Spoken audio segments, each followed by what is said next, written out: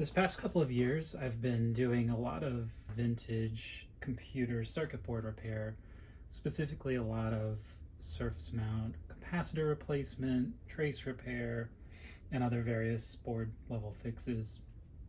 And I started out with really cheap tools like, $20 soldering iron and just junk. But as I learned and as I got better, I upgraded my tools. I ended up getting a Hakko FX888, not the digital version, the analog version, which I liked better because you could just easily change the temperature with the knob rather than buttons. And that changed everything. It was so much nicer having a decent soldering iron. And I also got a cheap A58D hot air gun. That was maybe $40 at the time on Amazon. Just really simple. And with those tools, I was able to do lots and lots of board repair, and it worked fine. And recently, I had this little booth at Vintage Computer Fest West in 2021, and I did demonstrated circuit board repair, just doing lots of capacitor replacement, trace repair, those sorts of things. And someone who stopped by said, "Oh, have you ever used Metcal soldering irons?" And I had never heard of them. And he said, "Oh, they're really cool. They use the Curie point of the in the tip of the iron to reach temperature rather than resistive heat." And I was sort of interested. I thought, "Oh, this is cool. Sounds like an interesting soldering iron." So I looked it up, and sure enough, they seemed really cool. It seemed like very high quality, very flexible, and all that, but also very, very expensive. A Metcal soldering iron setup, the MX500 series, which is the one that I ended up getting, retails for like $550 to $600, I guess, depending on the configuration you get. You can spend more on that depending on all the accessories. But I was really curious about how much of a difference would this make to what I'm doing now if I had an even higher quality soldering iron setup. And I managed to find one used for about $150, and look perfect condition, works great. There's a ton of interesting tips for it, like these PLCC tips, which are great for a lot of the things on the logic boards that I work on. And there's all sorts of different stuff, angle tips. There's dozens and dozens of different tips. So that's been great, and I love it. And I thought, wow, what else is out there? What else do these guys make that might be really helpful?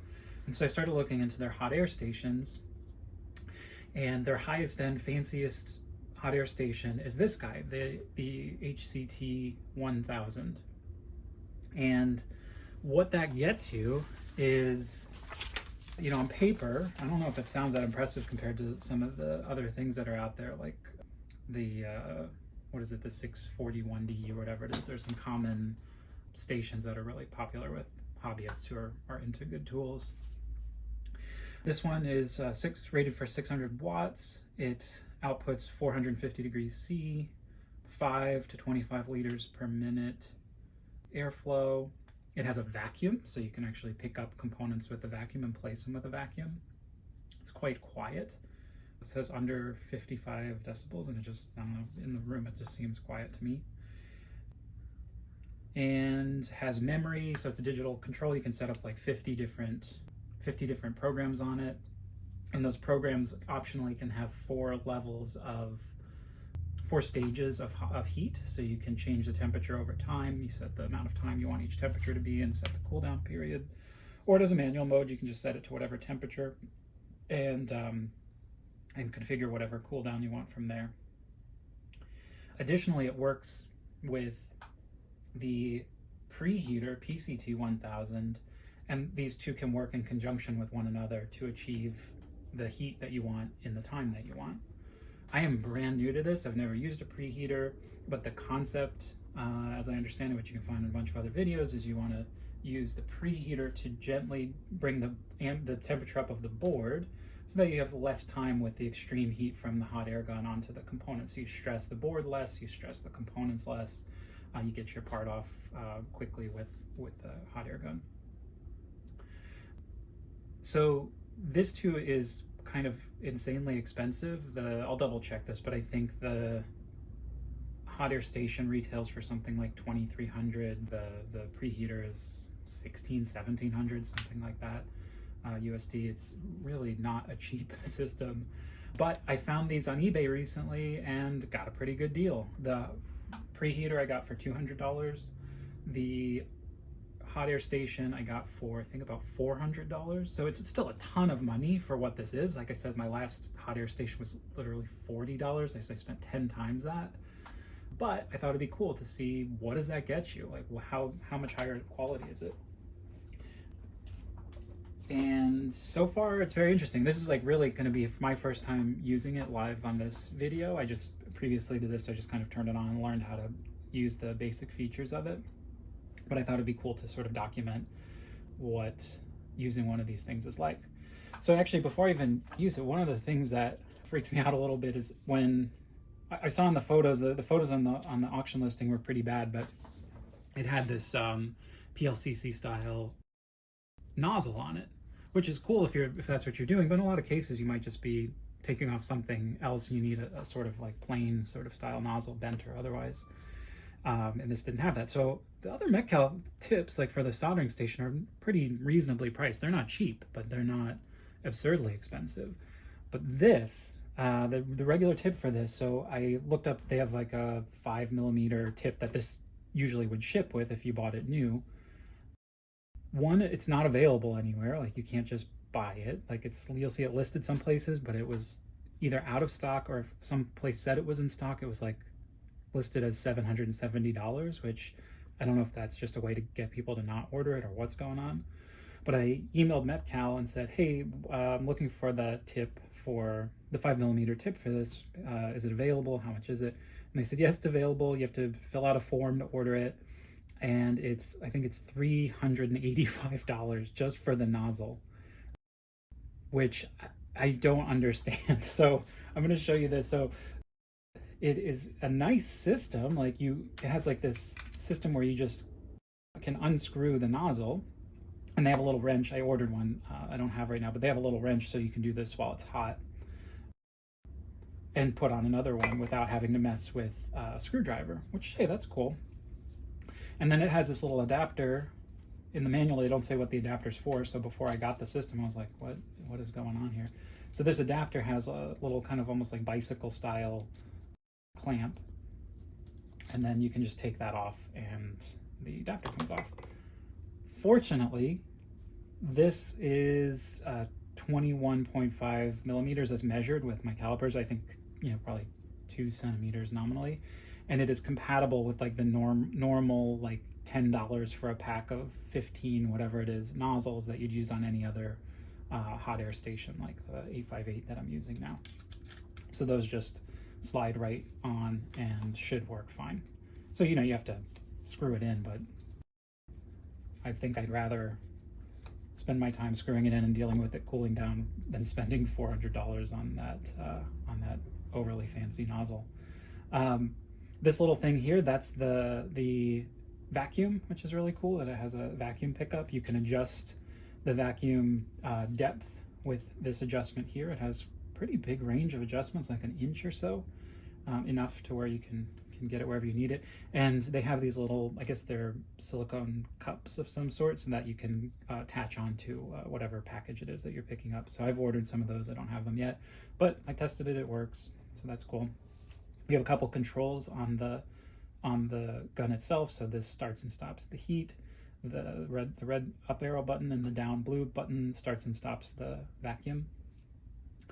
And that's all there really is to using it. Where it gets a little more complicated is in the system itself. So if I power it up here, just push this minus button to power it up.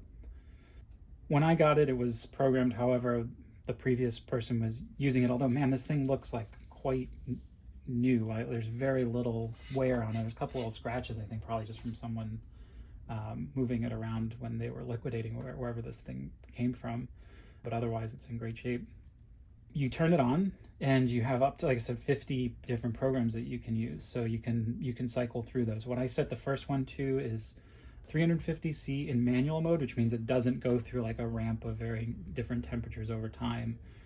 And I set it to 80% airflow, just as a place to start. I'm not really sure what I will need for the boards that I work on yet. And one of the other metrics on here, it says the temperature control is internal. So it has internal thermocouples to manage heat, but it also has these yellow K-type thermocouples you can use for external temperature monitoring. So I have the connectors, but I don't have the wire yet. I'll play with that. I don't know how necessary it's going to be.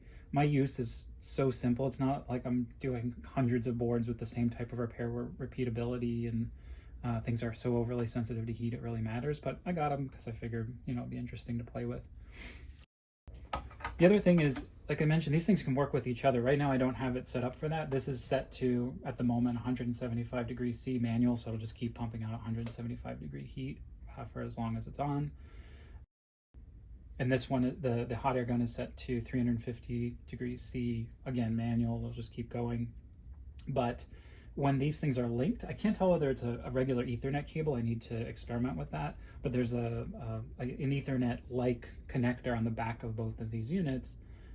When these devices are linked, they communicate with each other to manage temperature over time precisely. So I think that's way super overkill for my hobbyist work, but it's cool. Like, I get to play with this stuff, and maybe I'll take advantage of some of those features as I get more used to the system. The other thing with the preheater is it has this little gadget on the back of it. That's actually, I don't think it's shipped like that, but I can't tell how to take it off. There's another gadget called the HCT-1000A, something like that. It's an advanced tool holder is what they call it.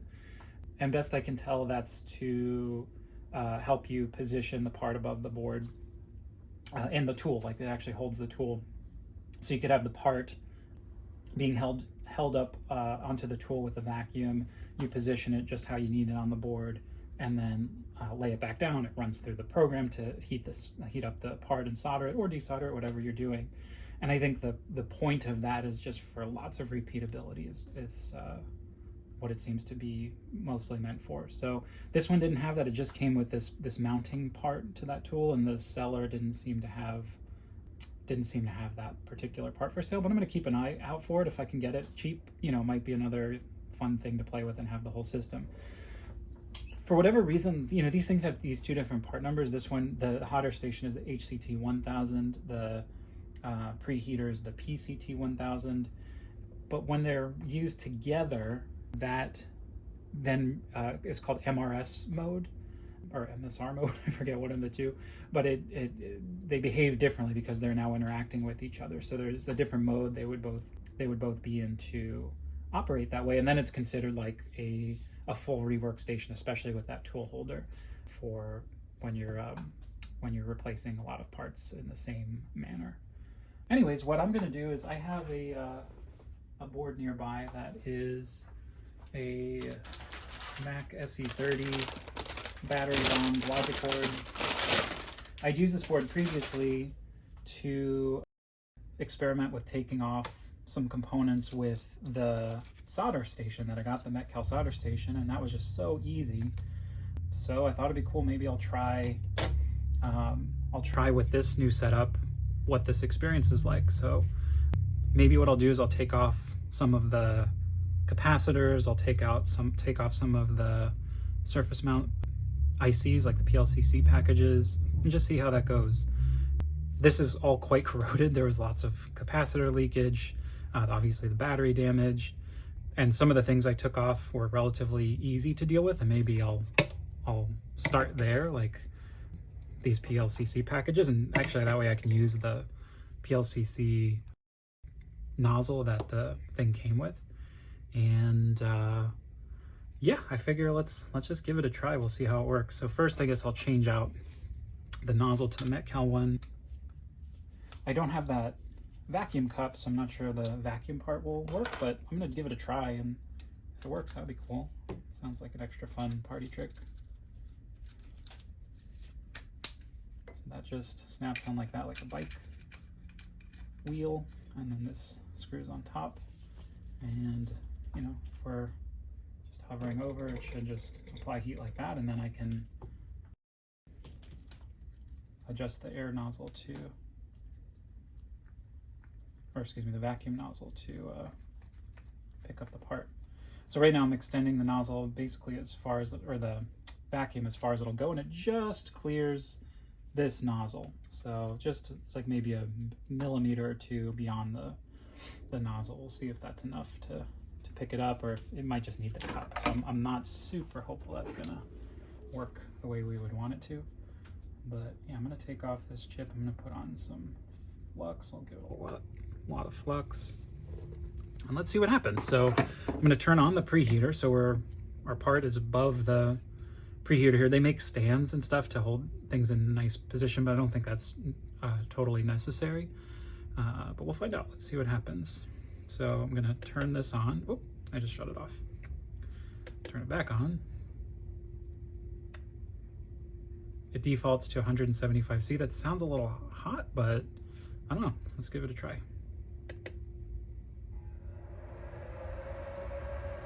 Okay, so it's heating up.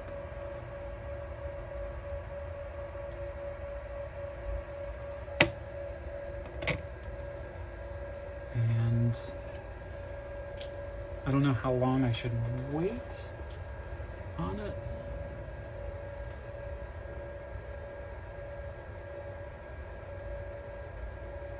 It says it's measuring right around 175C now, so I don't know how long that needs. This doesn't feel hot. I don't have a thermometer handy, but yeah, whatever. Let's just give it a try. So.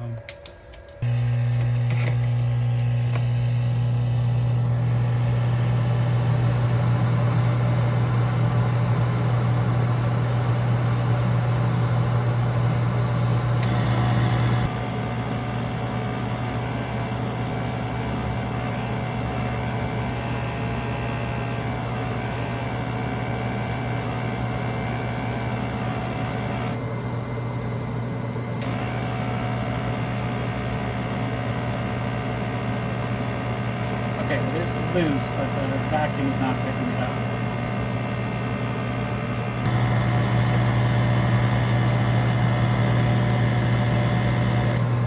Okay, so that, I don't know, that seemed to take a little while, but the chip and the board look fine.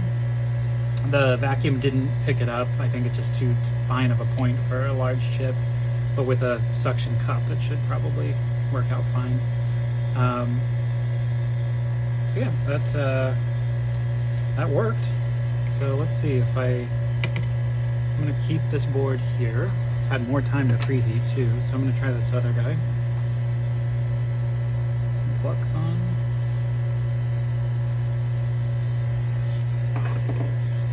Put the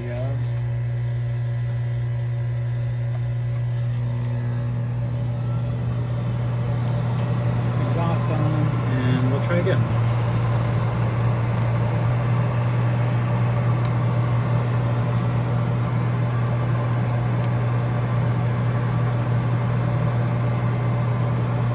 So I have to go back and check how much time that was, but I think, okay, I'm going to retract the vacuum because I don't need that. And let's do one more. I'm going to do this one right here. So I mean, this is kind of a cool example because I'm right next to this floppy drive connector, which has a bunch of nylon on it that would normally melt. Let's see how that goes.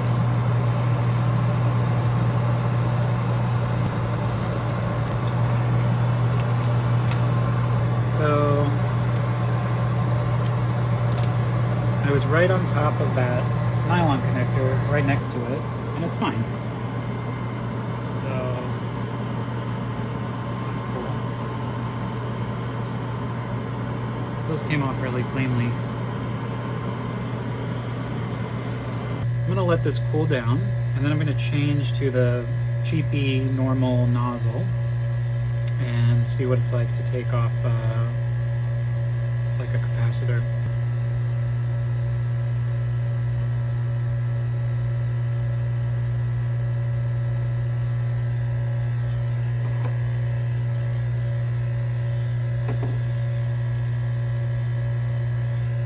So you hear the machine still running. That's because it's blowing cool air through the nozzle to cool it down. And I set this one to do that, I think, for 150 seconds or something like that. But you can adjust to whatever you want. I'm going to use this. This is like the silicone pad that you use to change out the tips for the solder station. I'm going to use that to remove this as well, just in case it's super hot when we're done here.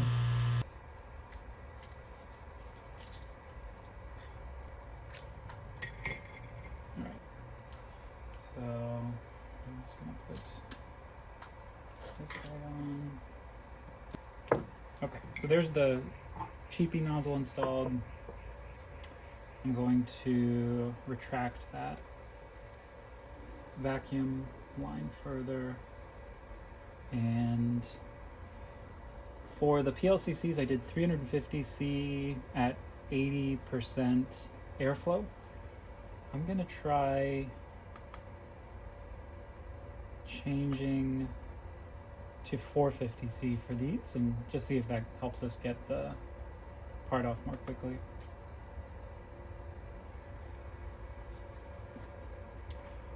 So on these, I'm just going to use this nozzle directly onto the capacitors. This isn't a fine nozzle. I think I have a more narrow one somewhere, but I just ordered some other nozzles that I'll use to be more precise, but I'll just try this for now.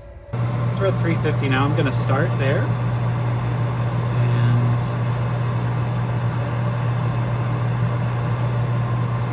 we'll change pictures later.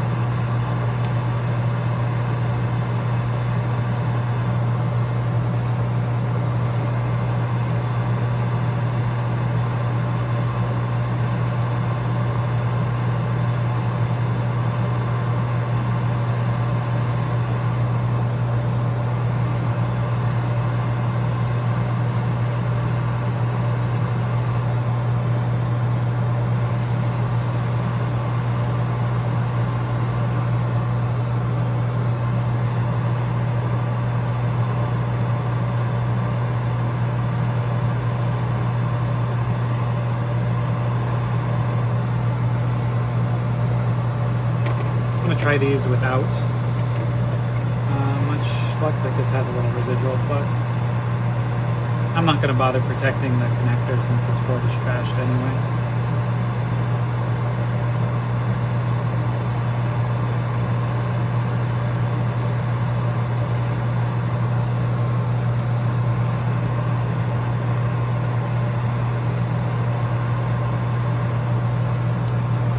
These are coming off fast, even the ones without flux. I don't know whether that's the heat or whether these were just already in such bad shape to begin with.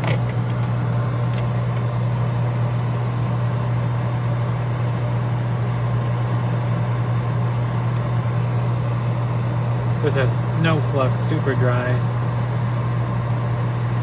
Here's how this one will go. Yeah, still, let's go.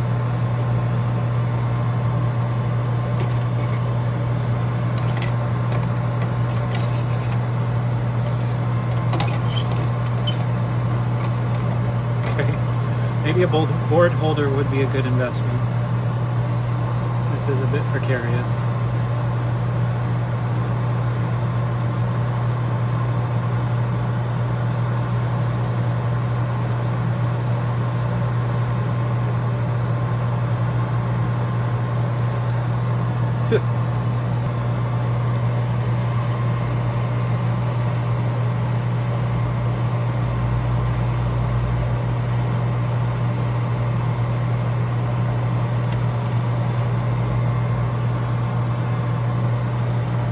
With flux, this is without. Comes right off. So 450 is probably really rocket hot. I don't know if I should keep it like that, but this one's super corroded, no flux. Boom, right off.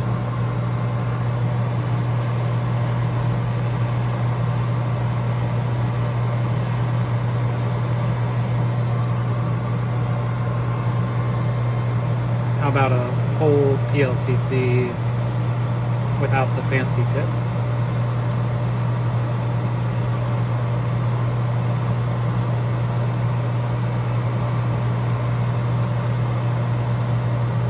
No fancy tip, no flux, and it still comes right off. So I found that maybe even a little easier than with the fancy PLCC tip. Let's try this guy. This has rust, no flux, just a bunch of heat.